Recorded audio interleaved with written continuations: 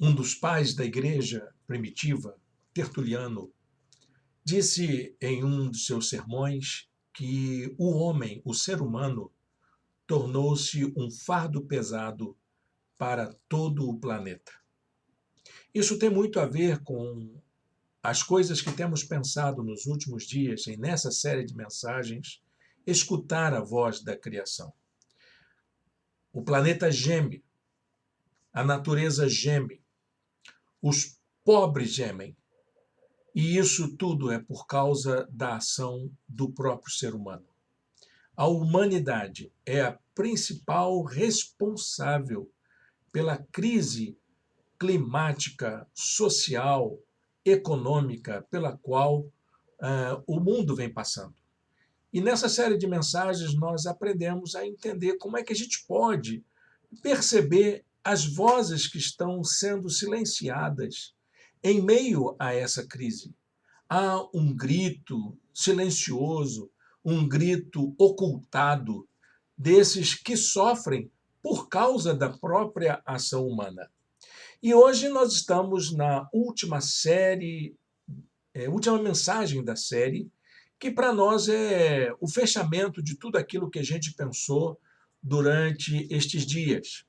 Estamos seguindo a linha de pensamento do movimento Tempo da Criação, um movimento coordenado por cristãos do mundo inteiro, num esforço ecumênico da gente encontrar respostas bíblicas, teológicas, respostas de fé para o dilema da criação. E hoje, nessa última mensagem, nós queremos falar um pouco sobre aqueles que estão excluídos de todo o progresso, de todo o desenvolvimento, de todo esse esforço que é feito para o bem da humanidade. A gente não pode esquecer isso, que toda a conquista, todo o esforço econômico, político, para se criar bens de consumo, para se criar situações de comodidade para as pessoas, visam o bem, com certeza. Mas, nesse esforço, a gente acaba não percebendo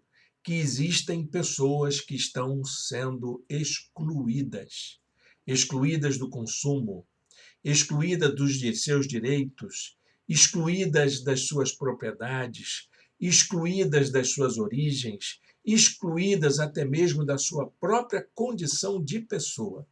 E hoje nós vamos pensar nisso. Gostaria de convidar você a meditar junto comigo sobre o que faz com que uma pessoa possa ser tratada dessa maneira dentro desse contexto em que nós vivemos. Nesta última mensagem da série, quero convidar você, inclusive, a gente orar pela vida no planeta, pelas nossas ações como cristãos no mundo e sairmos para a nossa vida com uma nova decisão, com uma nova mentalidade, um novo jeito de tratar a vida.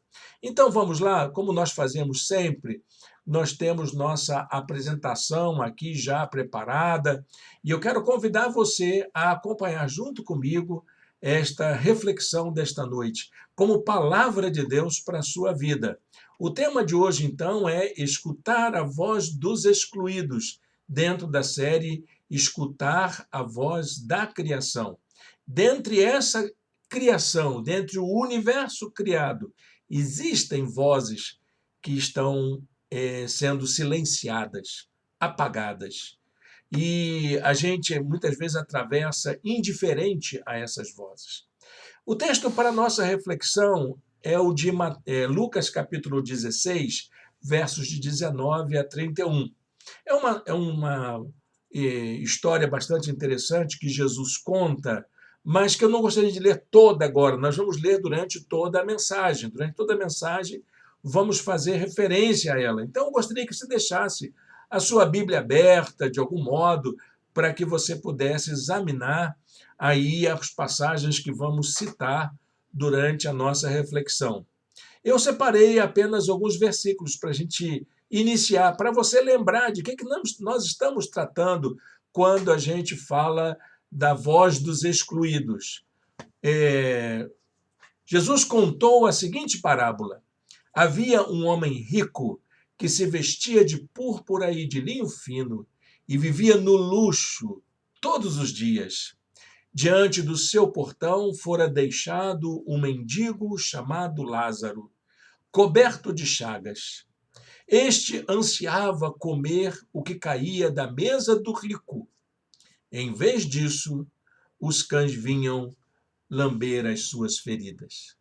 Eu acho interessante essa história. Ela é uma metáfora muito forte, muito viva do problema que acontece no nosso tempo quando tratamos das desigualdades sociais, dos moradores de rua, das pessoas que estão aí sendo excluídas da produção econômica, da linha de produção, da linha de riqueza desse mundo em que nós vivemos. Quantas pessoas excluídas, quantos seres vivos excluídos, quantas espécies são até mesmo ignoradas para dar conta desse desenfreado desejo de consumir e consumir cada vez mais. O que a gente tem percebido nessa realidade que nos cerca é o fato de que esse clamor que vem dos excluídos, ele emerge também de pessoas que são amadas e queridas por Deus, incluídas em toda a criação de Deus. Isso, meus irmãos, nos leva a pensar que escutar a voz da criação implica ouvir um chamado divino para agirmos de maneira efetiva em favor de todas as formas de vida que se encontram ameaçadas no planeta por conta do aquecimento global, por conta das mudanças climáticas, por conta até mesmo do aumento das desigualdades sociais. Quando a gente fala sobre isso mesmo, nós estamos lembrando aí dessa parábola tão importante que Jesus contou, que já naquela época, 2000 anos atrás, isso inquietava as sociedades do seu tempo. Até mesmo o texto que nós tínhamos citado no começo dessa transmissão foi escrito no século II da era cristã. Século II já se entendia que a presença humana no planeta acabou se tornando um fardo pesado para toda a criação. A parábola do rico e Lázaro é, na verdade, uma metáfora que demonstra o extremo contraste entre as condições de vida de ricos e as condições de vida daqueles e daquelas que são excluídas das formas de produção de riqueza do nosso planeta. E aí não incluo só os seres humanos, pessoas como nós, mas incluo também espécies, seres vivos, a vida como um todo no planeta. Eu gosto dessa maneira como Jesus inicia a sua parábola. Ele inicia retratando duas realidades, na forma de duas pessoas, um rico e um mendigo. O rico vivia de uma forma solta, indiferente, como se ele estivesse vivendo o seu momento por causa dos seus méritos. O rico, ele estava indiferente à dor do outro, à dor daquele que estava à sua porta, daquele que estava próximo dele. É interessante que o comportamento do rico é caracterizado pelas suas vestes, pela sua maneira de se apresentar, pela sua aparência, pela sua ostentação. Já o mendigo, né, nessa parábola, o pobre, ele é identificado pelas suas feridas, pelas marcas que a vida colocou sobre ele. E a única forma de atenção que ele tem sobre as suas dores é um outro ser vivo que se importa com ele e vem lamber as suas feridas. Essa é uma representação que lembra aí a figura de Jó, quando ele perdeu tudo, quando ele passou pela sua dor, quando passou pelas suas situações de calamidade, quando ele se viu só, quando ele se viu marcado pela indiferença até de alguns dos seus amigos que foram tentar ser solidário com ele, mas acabaram sendo também um fardo pesados para Jó. Então, enquanto o rico é a expressão de alguém que vive no meio da sua indiferença, o pobre Lázaro não teve a mesma oportunidade. O que nós estamos vendo é Jesus dizendo aqui que aqueles que vivem dentro da sua ostentação acham que aquilo é um privilégio para eles. E aqueles que vivem fora, excluídos dessa forma de luxo, de desfrutar da vida através de um certo conjunto de coisas que lhes dão prazer, essas pessoas se veem como excluídas, completamente excluídas. O nome Lázaro não é um nome indiferente. É interessante que a gente não sabe o nome do rico, mas o nome do mendigo a gente sabe. Chamava-se Lázaro. Lázaro quer dizer exatamente Deus socorre. É aquele que tem o único bem que ele possui na vida é o seu próprio nome, que lembra que Deus é aquele que lhe provê todas as coisas na hora da dificuldade. O pobre mendigo Lázaro é a representação de todos e todas que são vítimas dessa indiferença social, que são vítimas da opressão, que são vítimas da exclusão provocadas por um mundo dominado pela ganância, pelo egoísmo, disfarçado por uma certa lógica meritória. O que nós estamos vendo, então, nessa parábola de Jesus é o fato de que Jesus se importa com a dor dessas pessoas. Jesus se importa com o sofrimento daqueles que são excluídos. Jesus ele tem uma preocupação com isso.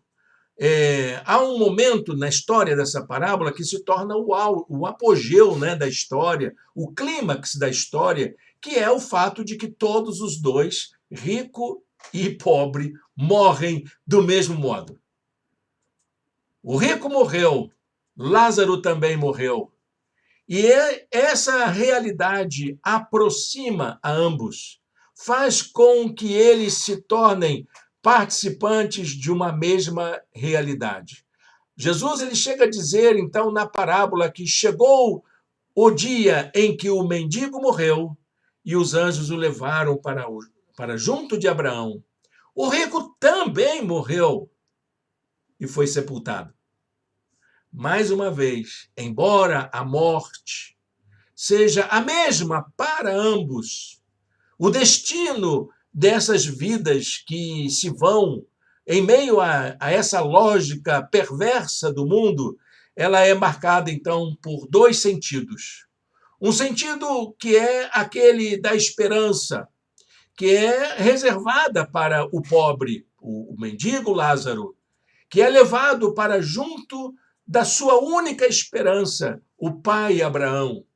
E o rico? O rico tem aquilo que ele granjeou, ele pagou pelo seu sepultamento, deixou a sua sepultura reservada, e ele então teve o direito de que ele teria mesmo, que era ter um sepultamento. Nem sempre os pobres da época tinham direito a um sepultamento digno. A dignidade do pobre estava na sua esperança do cuidado divino, enquanto o rico ele não tinha nenhuma preocupação, nem mesmo na sua morte. Por isso que o ditado popular, não é, fala das pessoas que não têm nem onde cair morto, porque é a figura da indiferença, da desigualdade, do retrato desse mundo perverso que a gente vive. Então, meus amados irmãos e irmãs, nós estamos diante de uma história que mostra que Jesus ele está preocupado com essa condição. Por quê?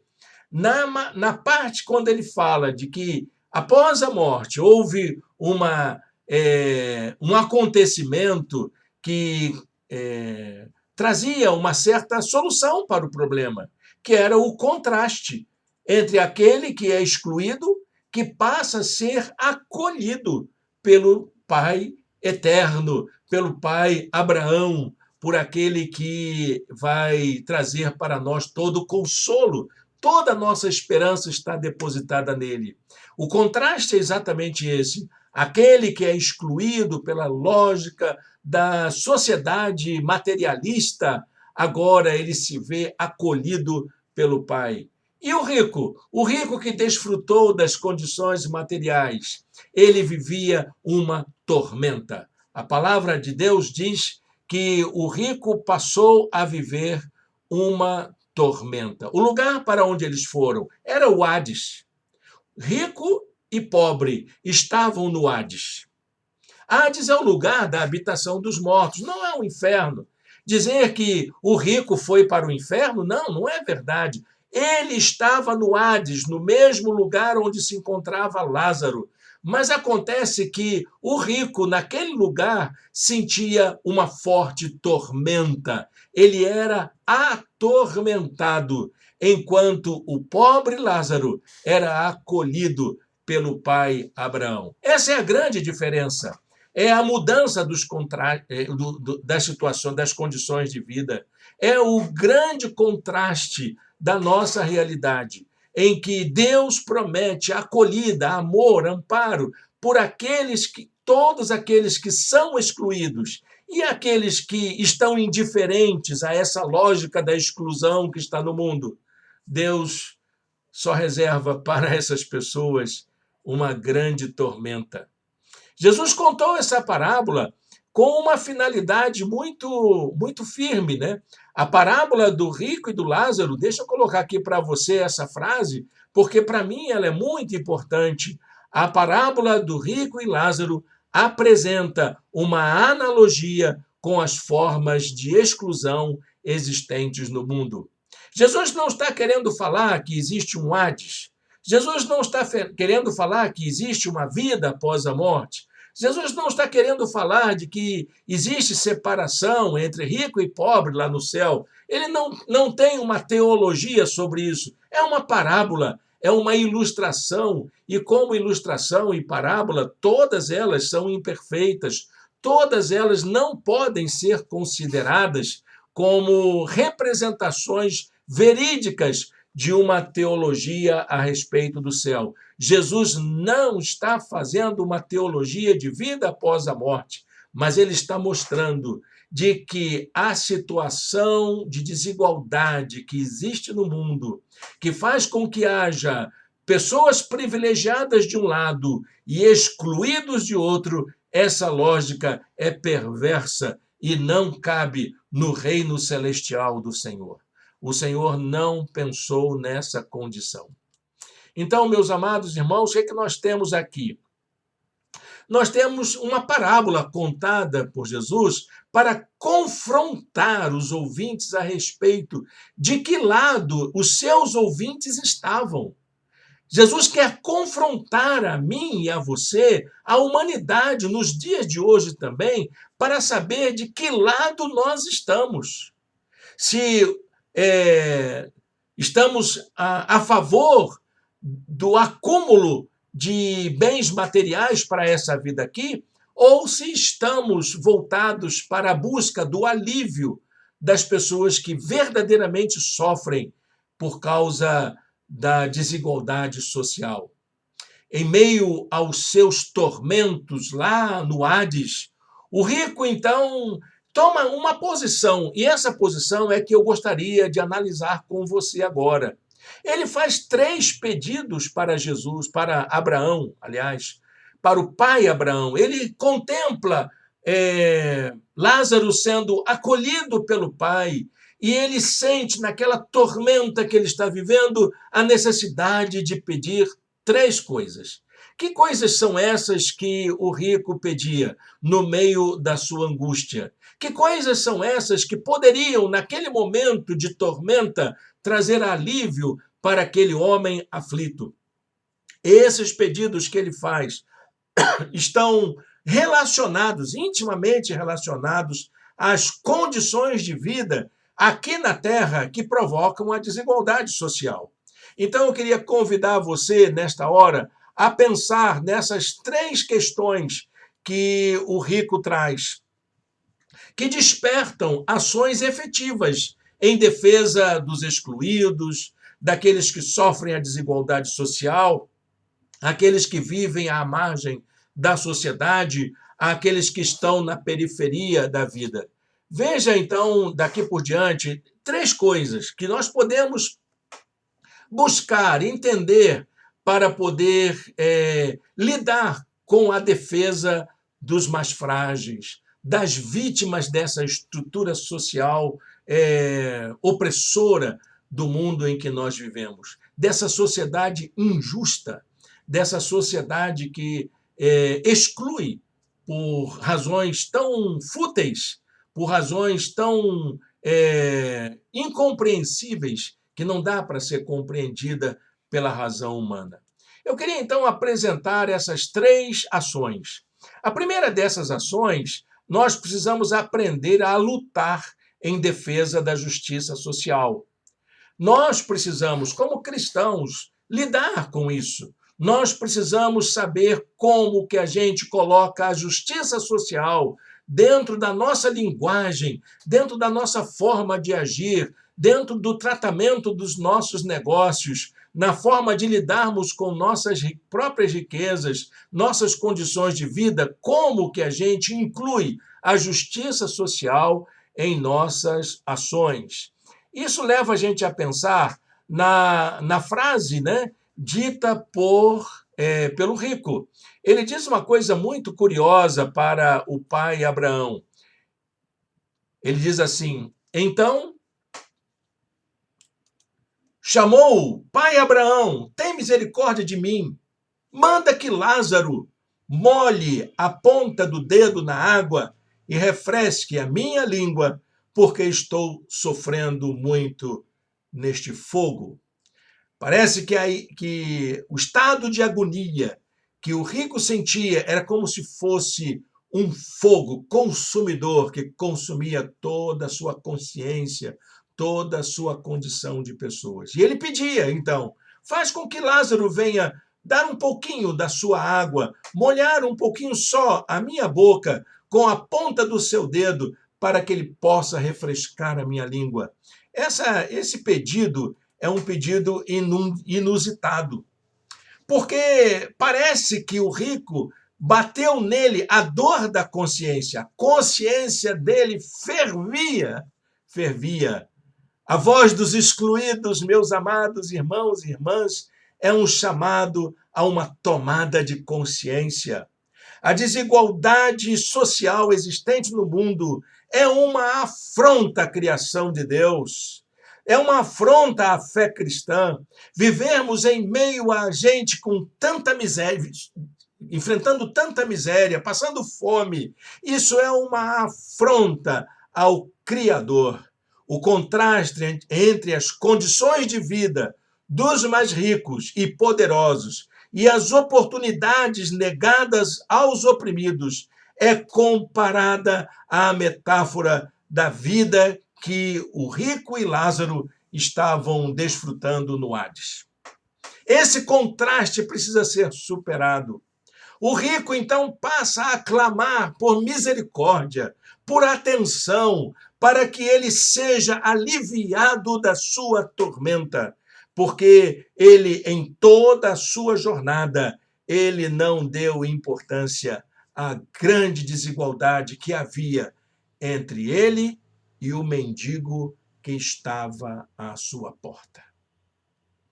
A segunda ação que essa parábola nos chama e que está na fala do rico lá no seio de Abraão é que nós temos que aprender a garantir condições de vida para o futuro. As gerações futuras virão.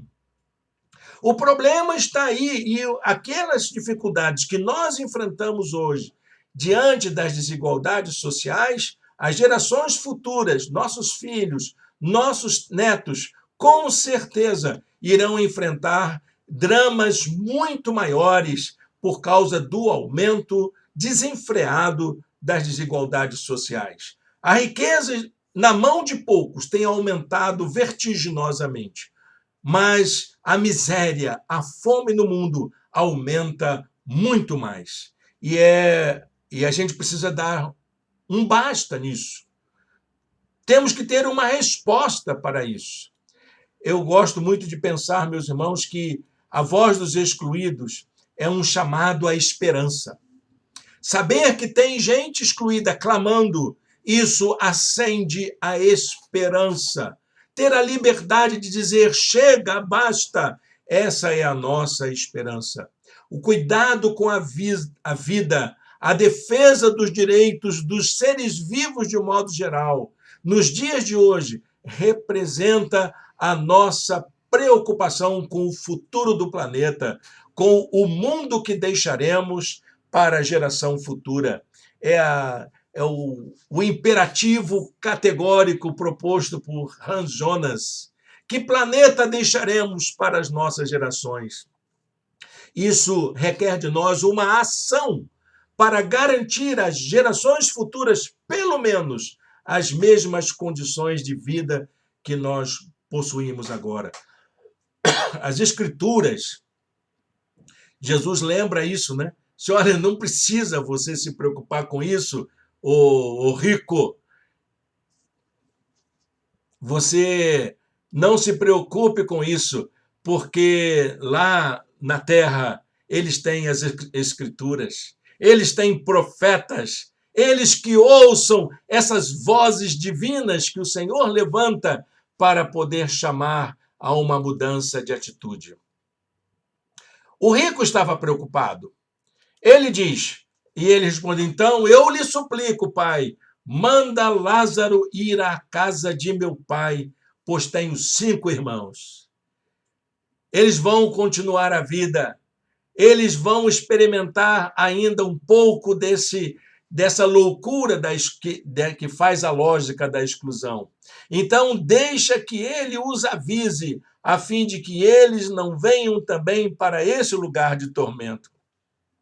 E Jesus lembra com muita certeza, olha, eles têm a Bíblia, eles têm as Escrituras, eles têm a lei, eles têm profetas, eles que ouçam.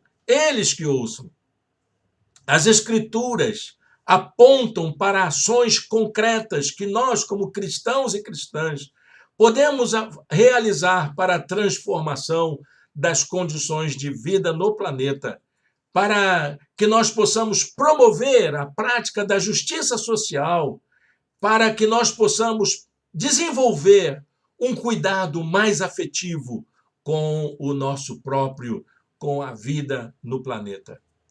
Mas há uma terceira indagação que o rico faz, que eu gostaria que isso pudesse despertar o nosso sentido de ação. A nossa próxima ação, que gostaria de ressaltar nesta hora, é o fato de que nós precisamos encontrar formas de superar os preconceitos, as discriminações, aquilo que faz com que uma pessoa se sinta, de fato, excluída da vida social.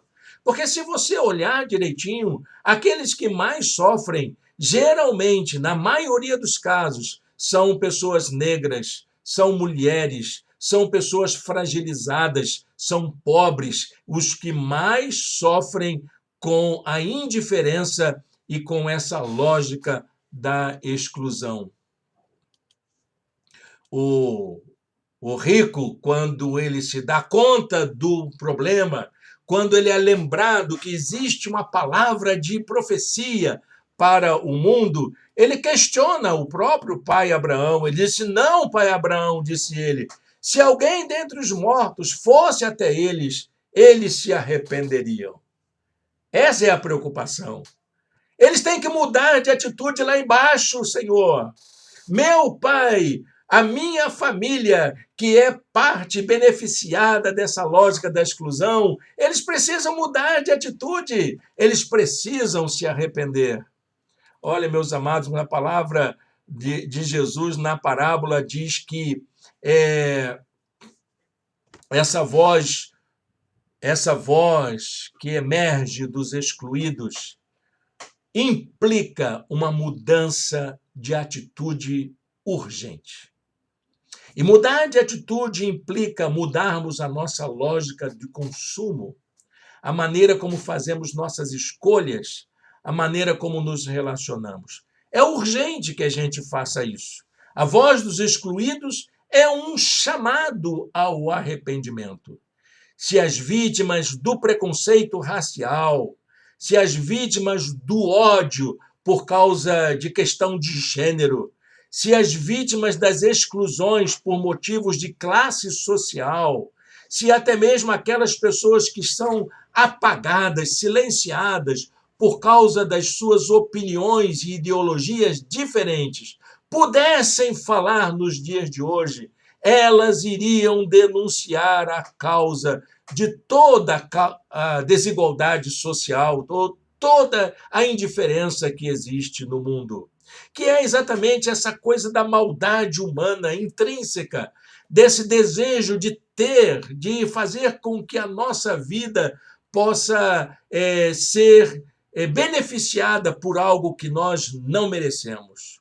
O objetivo dessa parábola na narrativa de Jesus é promover uma mudança de atitude nos ouvintes.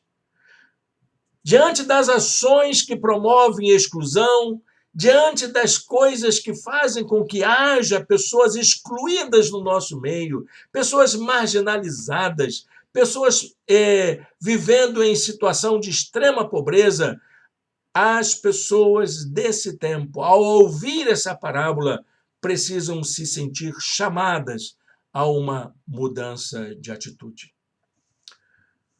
Para a gente concluir essa palavra, meus irmãos e minhas irmãs, há muitos abismos que excluem pessoas em nosso tempo. Há muitas situações que levam pessoas a se sentirem excluídas no mundo em que nós vivemos, e até em nossa igreja. Temos o abismo do preconceito por causa da cor da pele, o abismo por causa da questão de gênero, mulheres, principalmente negras e pobres, o abismo por causa da condição social, o abismo por causa das opções e das condições socioafetivas, homoafetivas de algumas populações LGBTQIA+, se é assim que hoje ainda se utiliza essa expressão. Nós, como igreja, precisamos nos preocupar com isso. O abismo provocado pelas diferenças ideológicas, o abismo provocado pela intolerância com as crenças religiosas diferentes da nossa. Nós precisamos mudar isso. Um fato marcante dessa parábola do rico e Lázaro é o fato de que eles estavam muito perto. Eram muito próximos. Mas o abismo que havia entre os dois era profundo, intransponível, que fazia com que o mendigo, o pobre Lázaro, ficasse apagado, silenciado, invisível para aquele que ostentava tanta riqueza. Uma parábola forte demais para os nossos dias, mas que diz respeito a essa realidade que precisamos, nós, como cristãos, eu e você, começarmos a mudar a nossa atitude. E olha, meus amados irmãos e irmãs, se queremos mudar essa realidade, eu digo para você com todo o meu coração, é preciso muito esforço, muito empenho para superarmos esses abismos que separam as pessoas nos dias atuais. É preciso da gente se deslocar do nosso lugar, da nossa zona de conforto, para poder diminuir essas distâncias, para acolhermos os excluídos, para buscarmos novas possibilidades, para vivermos de maneira digna no mundo em que nós vivemos. Queria encerrar essa palavra deixando um versículo da palavra de Deus que me lembra muito desse esforço. é o texto de 1 Timóteo, capítulo 4, versículo de número 10. Diz a palavra de Deus assim: se trabalhamos e lutamos, é porque temos colocado a nossa esperança no Deus vivo, o Salvador de todos os homens, especialmente dos que creem. Todo o esforço há de valer a pena, porque a nossa esperança está em Deus. Amém? Feche os seus olhos, fale com Deus agora.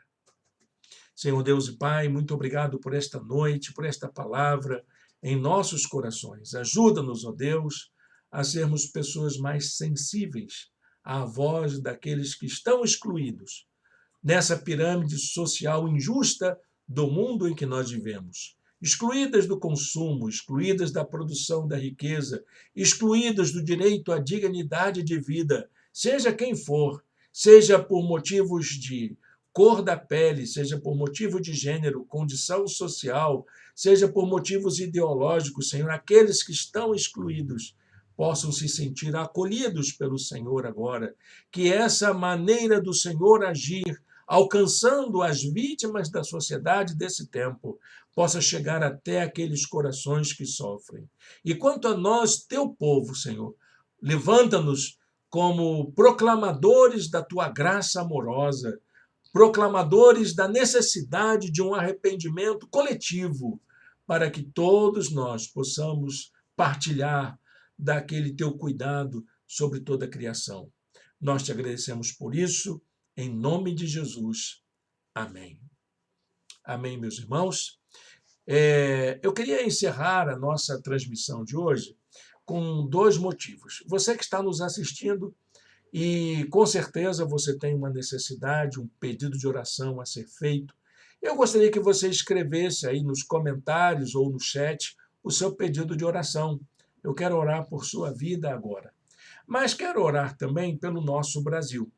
No próximo domingo, o nosso país estará passando por um processo eleitoral importantíssimo. Nós estamos vivendo aí um momento, né, em que nós podemos fortalecer a nossa democracia, participando dela de maneira digna e fazendo com que a nossa contribuição possa valer para isso. Então, meus irmãos, minhas irmãs, vamos orar pela nossa participação. Eu convoco você a agir com consciência. O seu voto é livre, meu irmão. Você não deve favor a ninguém. O voto é o seu direito, mas também é sua responsabilidade. Você é livre para votar em quem quiser, de acordo com a sua consciência. Peça a Deus direção. Peça a Deus para que Ele mostre aquele candidato que merece o seu voto, que você confia, que tem a ver com as suas propostas de um país mais justo, em que os direitos das pessoas que sofrem possam ser garantidos. Pense nisso e vá até a sua sessão eleitoral votar. Eu quero convidar você a orar por isso, passar essa semana buscando direção de Deus, para poder fazer a escolha melhor. Vamos fazer isso? Então, eu gostaria de fazer alguns pedidos de oração que sempre são feitos na nossa igreja. Nós temos as famílias da nossa igreja, como a família da irmã Cristina, a família da doutora Ilva, a família da Valéria, que sempre pedem orações na nossa igreja por suas famílias. Temos a vida da nossa irmã Daileide, que está passando por um momento assim de tratamento muito delicado, e ela precisa das nossas orações também. Quero deixar aqui um abraço à nossa irmã Daileide, que tem sido uma parceira, ajudadora, uma pessoa que tem muito carinho pela vida de nossa igreja. Também gostaria que nós pudéssemos orar pela doutora Ilva. Nossa irmã Ilva tem passado também por uma situação de saúde delicada por conta da sua idade, mas sempre lúcida, sempre alegre, sempre confiante, e que nós possamos sustentar a nossa irmã em oração. Amém? Estou lembrando aqui com saudade da Aline e do Sandro, quero mandar um abraço para eles, quero mandar um abraço para a Késia, que Deus abençoe. Um abraço para o nosso mais jovem membro da nossa igreja, que Vixson possa se sentir muito bem acolhido nesta hora. Se a Cristina estiver ouvindo, manda um abraço para ele aí também. Todos eles estão no nosso coração. E vamos orar também pela nossa igreja. Nós estamos numa fase de transição e estamos em oração pela vida de nossa igreja, enquanto preparamos-nos para a nossa continuidade do nosso trabalho. Então, orem por isso, mantenha a nossa igreja em oração. Vamos fazer isso? Vamos orar neste momento? E vamos orar pelo nosso Brasil, começarmos a orar pelo processo eleitoral, para que as eleições transcorram-se em paz. Que haja muita alegria no povo em ir às urnas, colocar o seu voto, sem discriminação, sem coerção, sem nenhum temor, sabendo que o voto é livre em nosso país. Amém? Vamos orar? Feche seus olhos nesta hora, onde você estiver, do jeito que você está, dá uma paradinha aí para você orar junto comigo por esses motivos de oração. E você que escreveu o seu pedido de oração, saiba que eu vou dar uma olhadinha lá depois e vou incluir isso nas minhas orações também, tá bom? Senhor Deus e Pai, muito obrigado por esta noite. E nesta hora, ó Deus de intercessão, queremos colocar diante do Senhor a necessidade dos teus filhos. As famílias da tua igreja, a família da Cristina, da Valéria, a família da Daileide, ó Deus, a família da doutora Ilva, enfim, todos aqueles que clamam pelas suas famílias, pela ação do teu poder na vida das pessoas. Nesta hora, peço pela saúde da nossa irmã Daileide, pela saúde da nossa irmã Ilva, que o Senhor cuide das tuas filhas para que elas se recuperem prontamente. Quero pedir, ó Deus, a tua bênção sobre a vida da nossa igreja neste momento. Que o Senhor nos dê visão, nos dê clareza, nos dê recursos para fazer a tua obra, ó Deus, conforme o Senhor nos chamou para fazê-lo. Nós queremos pedir também pelo nosso Brasil. Senhor, tenha misericórdia do nosso país e que durante, ó Deus, esta semana, quando nos preparamos para o próximo domingo, dentro da programação das eleições deste ano, que o Senhor dê sabedoria, que o Senhor encha o teu povo de coragem, que o Senhor abençoe para que tenhamos eleições pacíficas, tranquilas, marcadas pela civilidade, marcadas pelo desejo de ver um Brasil melhor, independente de quem ganhe a eleição. Senhor, a tua palavra diz que é o Senhor quem atribui autoridade sobre aqueles que governam a cidade. E nós confiamos que o melhor para o nosso Brasil o Senhor já tem preparado. E que nós possamos, ó Deus, colocar a nossa vida como servos do Senhor para servir ao Senhor, abençoando com o nosso voto a vida do nosso Brasil. Nós te pedimos que seja assim, em nome de Jesus. Amém. Amém. Bem, meus irmãos, nós estamos chegando ao final da nossa mensagem de hoje. E também encerrando o mês de setembro. No mês de outubro, a nossa igreja continuará com atividades assim, atividades online e atividades que esporadicamente nos reuniremos para confraternização e comunhão na casa de algum irmão ou irmã. Basta fazer um convite para nós. Que Deus os abençoe. Tenha uma noite de paz, uma semana de paz na presença do Senhor.